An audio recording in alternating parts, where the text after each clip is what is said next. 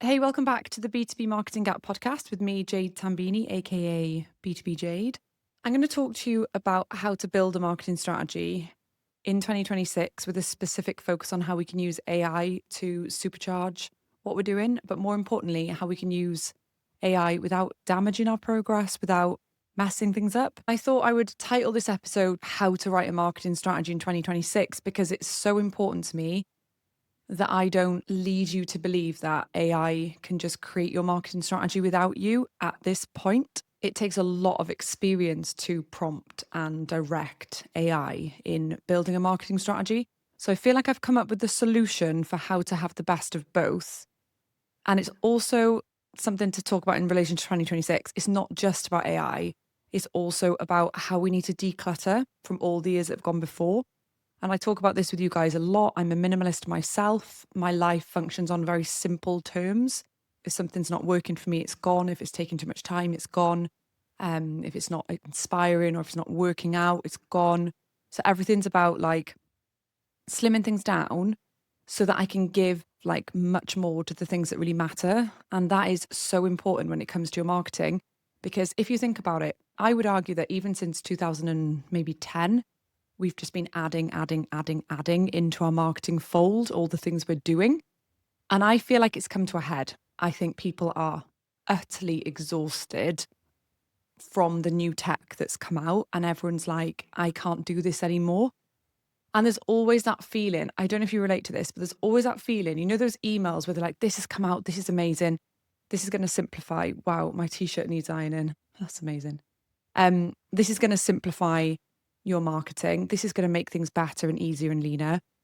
Well, actually, what we're finding is that it's actually adding to the overwhelm. It's doing the opposite of what's promised. It's making it feel like I should be doing more. There's things I'm missing. You know, other people are doing this. And maybe they are. Like maybe in huge corporate organizations, they are doing all these things, but you're not in that position. Like if you're listening and you're in a huge, large corporate organization, there's definitely benefit to you being here because I think everyone should learn the fundamentals of marketing. But if you're not in a really big corporate and your resources are slim and you're trying to get the basics right, but you're constantly trying new things, pulled pillar to post, trying different things, you're never going to get to a place where you're actually going to excel at any one area of your marketing because you're just constantly trying new things. And so, I'm a little bit distracted because I can hear my kids causing carnage in the background. Yeah, I've just been playing with them and just thought I'd hop in here for 15 minutes. So, what we need for 2026 is we need a declutter. And if you're interested in learning more about this one, head to my earlier episode called 2026 is about minimalist marketing. It is so important that you strip back what you're doing and look at it with clean, fresh eyes, clean slate. Because if you keep going on like this, if you keep adding, and it is only going to get worse from here, the amount of, I get asked to do brand deals on TikTok. So I do work with brands that I really believe in, you know, things that I think are really cool. But I'm turning down brand deals like regularly for this new amazing tool that's come out. And I think I've talked about this to you before, like the convenience con is a topic you can look up. But as life has modernized over the years, we've been led to believe that like apps, high productivity, you know, our smartphones, they're all making us more productive. All they're really doing is making us kind of ram more into our available time. So like us versus cavemen, we don't have more available hours, but we are stuffing more into our bandwidth every single day. And I'm a huge like advocate for like slimming back, simplifying. So I really want you to look at your marketing strategy, like your marketing activity that you're doing now, and ask yourself, like, how much of this is really giving us growth? Can show my mic's on. How much of this is really leading to results? How much of this is needed? How much of this are we just doing because we've always done it? And how much of this is just wastage? Like, for example, I quit using social media posting tools like Hootsuite because I was like, it doesn't actually take me that long to just post on the native platform. And I really like posting on the native platform and I don't want to be on more than one or two platforms anyway. So I'm just going to use my time to make it really specific to that place. And like there's small incidents like that, which people could say, well, that's not modern. But I just think, well, like, no, unless you're managing like 3 brands for a multi-corporate and you're in 18 different markets and you've got like 18, like 30 different accounts and it's all really complex. Like, I don't see why you need to do that. If you're managing one brand and you're on LinkedIn and you post out a newsletter on your emails and you have got a good funnel set up in your CRM to nurture your prospects, and you've got maybe something valuable that people would want, like, join our next webinar or see us at this event. I don't think you need like tons of super modern tools. I think a lot of them, similar to like consumerism, like you need this, you need this. If you don't have this, you're failing. So first of all, like, make a bit of a brain dump of all the things you're doing that you're like, I'm not sure this is actually necessary. Maybe even look at your spend. Are there subscriptions in there of things that you're just not using that you could strip out, and have yourself a declutter for 2026? I know it's April, but if you are still stuck on the task and you're like, it's like we're a third of the way into the year, I can't believe it, and you're still feeling overwhelmed, that's a really good place to start. And then the next thing is to work out, what framework am I going to use for my marketing strategy? I love my framework. It's not like completely unique, but it goes through 5 steps where we do a review of your marketing. I've kept it really simple and jargon free. We do the objectives and budget at the same time, and the marketing objectives are not like smart objectives. I really don't like smart objectives. I think they lead us into tactical objectives. So a lot of people I coach tend to be working to tactical objectives, such as get this through this. Even just saying through this is literally pointing to a tactic. And then if it's kind of like a number that's like getting this number of leads, that again is not necessarily an objective in itself. It's more of a result, like a measurable that you would need as part of an objective. So the way that I train marketing objectives is really transformative to marketers, and it's based off of my 20 years experience doing this and writing, like, I can't even tell you how many marketing strategies, and basically feeling like most of what we've been taught in general education of marketing is just totally over the top within like more small to medium companies. So if you've been sitting there thinking like everything I've ever learned in my degree and every course I've ever done, you're like, I don't know how to apply this. You're probably feeling like I was feeling. And that's why I built B2B Breakthrough Academy, which, by the way, while we're talking about it, we get started on May the 11th.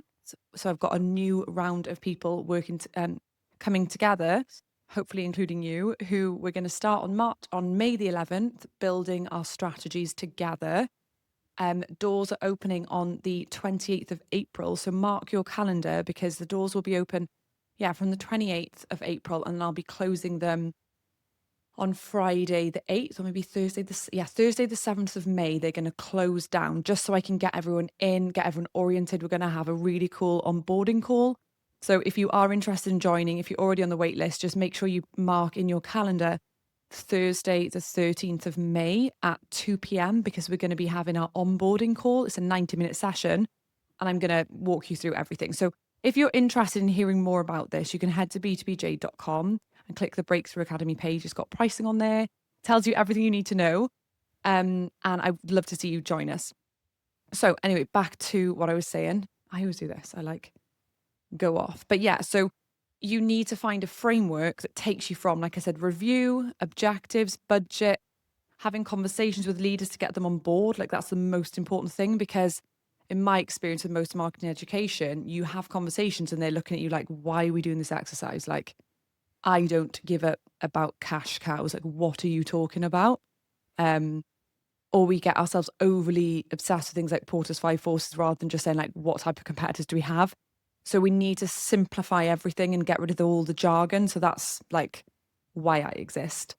And then it's about going, okay, really clear on our objectives. And in 2026, this is more important than ever, I think, because there is so much more pressure to achieve so much more. And I think with AI coming in and the new phrase being like, AI can just do that, it puts more pressure on you to achieve even more. So you have to get your business on board with keeping things simple and being realistic with what you can do within your resources. So there's a lot of work in, when you're doing your marketing review, in being honest, like honesty, being really transparent and being like, this is not working. We need to change something. And that is something that's very hard to do because it's going to feel like you're a failure. And again, I talked about a lot of this in my last episode where people go wrong in their marketing strategies. But the point is, we have to just once and for all, it's like 2026. I don't know what it is. Maybe it's because it's a year of the fire horse. It's like last year was about shedding skin. I think it was snake. Shedding everything like that's not helpful to us. Letting go. And then this year is the year of the fire horse. Like we're going, we're off, we're flying ahead, and it's action. And it's like we're strong, we're going for it, and that is what I want for you. So by simplifying, by stripping back, by having a framework that then leads into from your marketing objectives and what resources you've got available and budget and getting closer to leaders to really get honest about here's what's going wrong. And I know that feels hard, but with the right framework, you can so do it. In a matter of weeks, people are having huge transformations. And then we need to select what are the most effective, efficient strategies to take forward. What are the fewest that we can adopt and how are they going to fully connect to each other? So a lot of the time I see marketing strategies, people are like, this objective will do these 3 things. This objective will do these 4 things. This objective will do these things, these 2 things. And this objective will do these 3 things. And they're all completely separate. You have to have an interconnected strategy. You have to be using similar techniques and everything connected together. So like, for example, if you do decide that like webinars are a good thing for your strategy and you've got prospects who have a problem and you've got subject matter experts who can really help solve that problem, great, get them on a webinar. That's just one thing you can do out of many. Don't have it so that you're just doing webinars and that's an afterthought. Have it so that every single piece of content you ever put out in your 8-week build up to that webinar is pointing people to it, so that the topic of the webinar is absolutely perfect for the problem your audience is facing. And every time you post anything, make sure that it is underpinning that topic perfectly, pulling on a strand at it and going, if you found this interesting, get onto our next webinar. When they fill in that form, they then get, you're in, here's what's going to happen. And then they get maybe 4 or 5 emails over the next few weeks being like, oh my gosh, it's going to be amazing. This is what's going to happen. Make sure it's in your diary. Here's something useful. Here's a guide. Here's something else. Oh, here's a video we did. But everything's connected and everything you do when you do that webinar, you get the transcript or you post the webinar as a YouTube video, you make sure you've got a good mic. This Shure MV7 was like 200 quid. Just get one, plug it in, like use Descript. So like, this is getting a bit tactical now, but I just love this. So when you've done a webinar with your subject matter expert, making sure they are so rock solid in delivering value to your audience and solving problems, not just pitching, make sure that that is so important. You take the recording, you put it into Descript, and you edit out all the all the fluff, all the nonsense. Just make it really succinct. Upload it to YouTube, and then the links you mentioned. Like if you want to join our next one, here's the link, and like everything's connected. And then your nurture sequence is designed to get people to have meetings with you. Like everything is connected, and that's just one of many strategies that you can use. That's just how I would make sure that you're connecting everything. Now, strategies and tactics are different. So your strategies would be something like, I don't know, like, gosh, this is off the top of my head.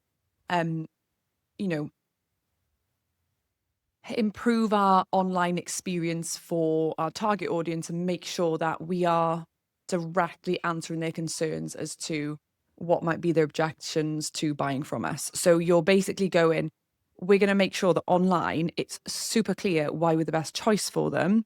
And we're going to make it super easy for them to deal with us. That's not your tactics. That's like the overarching thing, because maybe you identified in your review that people are dropping off your website. They're not interested in you at all. So that would then probably lead into some strategy tactics that are more like, okay, what are we going to do to bring that strategy to life? Okay. You look at tactics. Okay, we're going to make sure our messaging on our website is really, really good. We're going to relaunch our services pages because they're too focused on product at the moment. They have to be much more like, here's where we help you. Here's why we'd be the best choice. Here's some examples of case studies. And then we also need to attract them into our pipeline through our webinars, whatever it is. I mean, that was off the top of my head. But it's like working out what tactics we do to then deliver upon that strategy. So the strategy is the big focus area and the tactics are what will we actually do? Like, okay, strategy for me in my life might be, this is not true because I am Really enjoying alone time at the moment. My strategy is, my goal is I need new friends, and my strategy is I'm going to,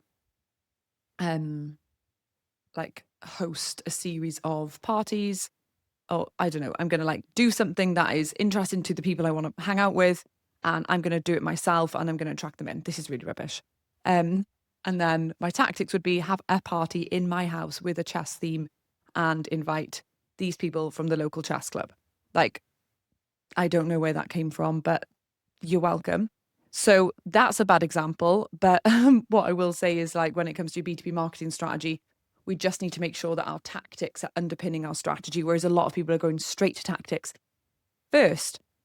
And then when it comes to measuring, you just want to make sure that you're measuring the right things. Now, we are going to talk about AI in a second as well, because AI has become a so cool thing for us for 2026. There's people who are dead against it, and people who are have dropped everything else. And I do not want it for you that you become a lazy marketer. I used to listen to a podcast called the Not for Lazy Marketers podcast, no time for lazy marketers. If you just want to sit back and just literally not work, even though you've been paid to work, and just spend an hour just AI in, good for you, whatever. We're not the same. I don't want to be, don't get me wrong, in life, I don't want to work more than I need to. I don't want to work all weekend. I only do a few hours a day, in fact, because I'm a busy mum.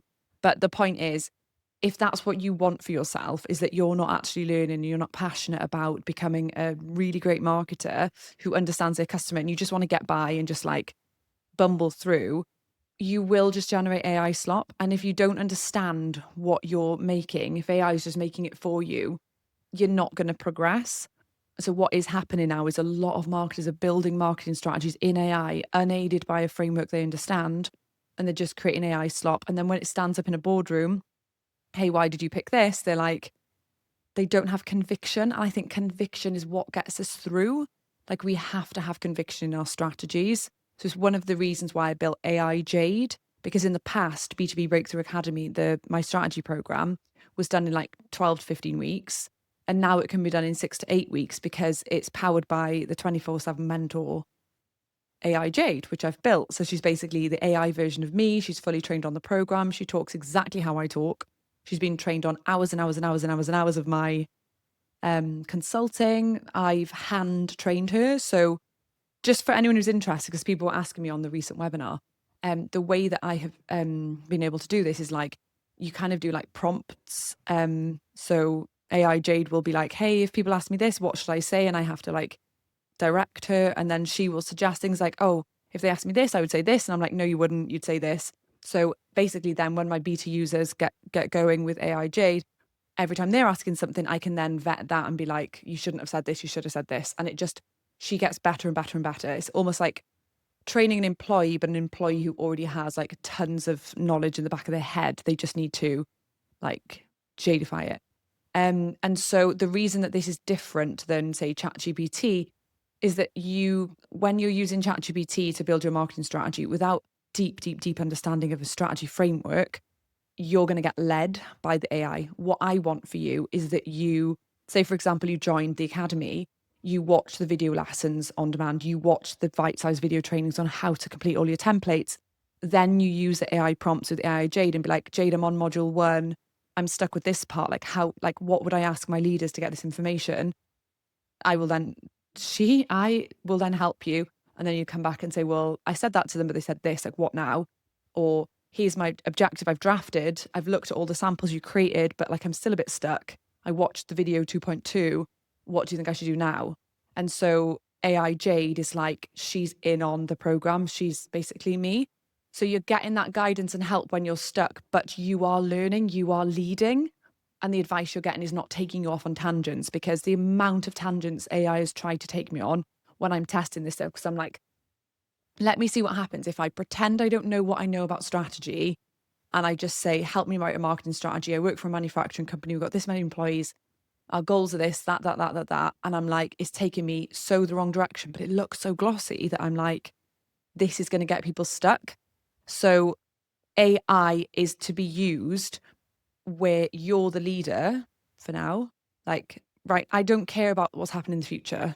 Now, you need to be the leader of developing your strategy, and AI can power it. And that's why this 6 to 8 weeks is now kind of what I suggest. It's actually so funny because in 2024, I did my first round for B2B Breakthrough Academy, and there were 40 students, and it was just absolutely gorgeous. And I built the program to be a 6-week program. And so every Sunday night, I released a module, and they'd be like so excited because it was the first round. And they were like really excited. They'd consume the content, and then we'd have our live call. And I would be like, what questions have you got? Like, what are you stuck on? Tell me what's going on. And basically by the end of the 6 weeks, believe it or not, like some of them did actually build their strategy in 6 weeks, but most of them took about 10 to 12. And the feedback I got was like, this was absolutely life-changing. You can read some of my feedback on the website. Like, people have gone on to completely transform their career off the back of it. But the feedback was like, this was really hard to do in 6 weeks. What I love is that I then, for 2025, was like, this is a 12-week course minimum. And then people would take 12 to 15 weeks. And that was gone full circle because in 2026, thanks to AI Jade, people can complete it faster. So we're back to the 6 to 8 weeks, which I just think that is such a good example of where AI can just supercharge you and what's already there, but it has to be led and it has to be framework based. And I think that is such a good mix. And I feel really proud and happy that it's like, this is the right mix. Like, for a while I was like, oh my gosh, should I even do any more cohorts? Like, can people not just do a strategy on their own now? And I'm thinking like, no, because my framework and my approach is still really great and they just need AI as well. So I was practicing like getting them to use ChatGPT, but when I was putting the prompts in, I was constantly having to pull it back. And I was like, this prompt workbook is going to be huge because I'm constantly getting them to like change. No, not this, no, that. I thought, what if I make my own AI? That would be good. So that's what we've done. And I don't know why I do to myself because I always say I'm going to keep it simple. I'm going to like, this year it's just going to be simple. But again, that's why the argue of minimalizing your marketing is so important and so valid because my approach to my marketing and my business and my life is so simplified and pared back. That's why I'm able to then really go for it with something like this. So let me know in comments, like, what have you been getting up to in relation to AI? Have you like had stumbling blocks?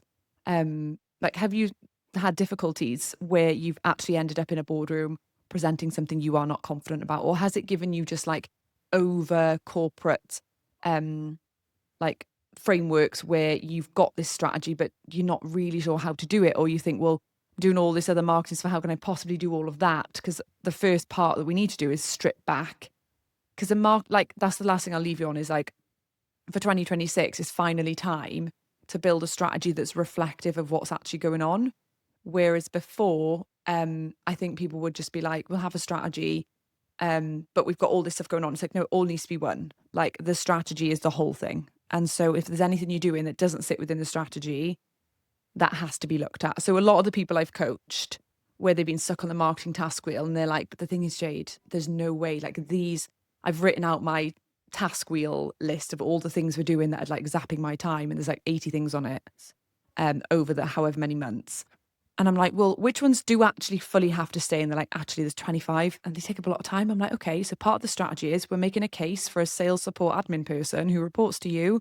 Their job is those 25 things because that's a waste of your time. You're a strategic marketer. You don't want to be doing them. That's the thing. Like, we've just got to get down to earth, guys. We've got to just finally go, this is not working. I'm either a growth marketer or I'm a sales admin person. Like, which one am I? Your choice. They say which one they want. And then you go, I don't want to work here anymore. I don't want that. Or, okay, I'll do that then. Like, it's just about clarity and conviction and going, I'm not doing this anymore. And also the get honest piece around like, what role do I have in this? Like, where can I get better? And so what a lot of people are doing for April, if you want to get involved, is they're taking my strategic marketer kit. So it starts with a replay of a webinar I did a couple of weeks ago, and it's got like a prep workbook. And this prep workbook is exactly what I give to people who join B2B Breakthrough Academy. It's like a series of questions that you can ask yourself to reflect. It's also questions you can ask your leaders. And it's just a really good way to get yourself ready. So if you plan to join me on May the 11th and getting started on your strategy, I really recommend working through this prep workbook so that you're like good lead up, getting yourself in order in time for this.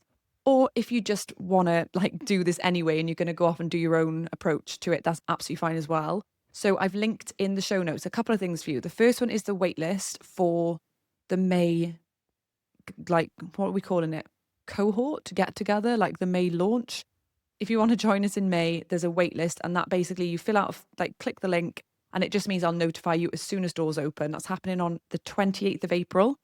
So mark your calendars. We are not doing early bird discounts, hard sells. This is like, it opens on that date, this is the price, and it closes on this date, and there's no pressure. And if you'd want to join, I would love you to, because I'm not in that space anymore. Like, if you want to work together, I'd love to work with you. I don't want to press you. There's no, like, you could join on May 7th or May 28th, like, whatever. Like, do your thing. But I would love to have you. So you can join that waitlist to get notified. And I'll also link the strategic marketer kit for you as well. So if you want to follow along in our April prep work, just get hold of that. And I do just want to say that email platforms are getting really, really tight. So when you fill out those forms, you need to look out in your inbox for a little double opt-in. Make sure you double opt-in, because some people are not getting their kits when they don't double opt-in. I have to keep sending them reminders. And then the second thing is that, oh my gosh, my kids are kicking off. I'm going to have to go. The second thing is, if you do then get the email, just check promotions and spam just in case. Most of you are getting it to your inbox, but I just want you to check promotions as well, and then drag me into inbox, mark me as safe, all the things. Have a lovely day. It's beautiful weather. I'm heading to the park with the scooters, and I hope you have a lush rest of your day. Bye.